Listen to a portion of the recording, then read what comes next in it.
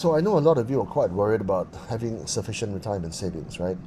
For me, I'm older than you. I'm in my mid 50s now, and maybe I can offer some tips and advice because I've been through that journey myself. Number one, which is something that all companies do, to reduce costs, to reduce expenses. There's many ways you can do that through the house that you live in, the car that you drive, the lifestyle that you live. For me personally, for most of my 40s, I was driving a 30-year-old car. In fact, I was driving a 1991 Toyota Land Cruiser.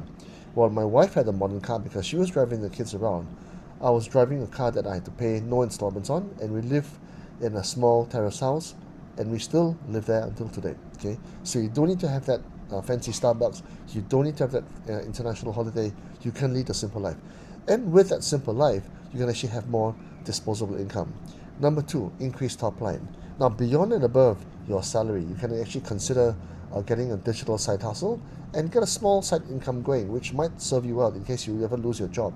Now, for example, if you're passionate about something, you can start a side hustle and talk about your passion on YouTube or Instagram or Facebook, and all of those platforms will help you monetize your audience if and when you build one. Number three, think of alpha. Now, alpha is a financial term, a fancy one to describe getting returns which are better than the norm. Contrary to government data, inflation is not 4%. It's actually nearer 10%. Okay? I'll talk about that another time. But so in other words, you've got to try and beat 10% annual returns every year, otherwise your savings is going to lose money.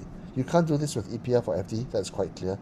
So one safe way is to buy quality index funds, S&P 500, Nasdaq. Those are two good examples, which have given investors maybe 10 to 15% a year for the last 10 to 15% years, or 10 to 15 years. A more risky but high return ways with digital assets. Now, of course, bear in mind, 99.9% of them are going to go to zero. So stick with the blue chips. You know what I mean. I don't have to say it. Um, Never speculate, never trade, never borrow to invest. Always long term. Patient and boring. If you're in your 40s, you still have time on your side. Not financial advice.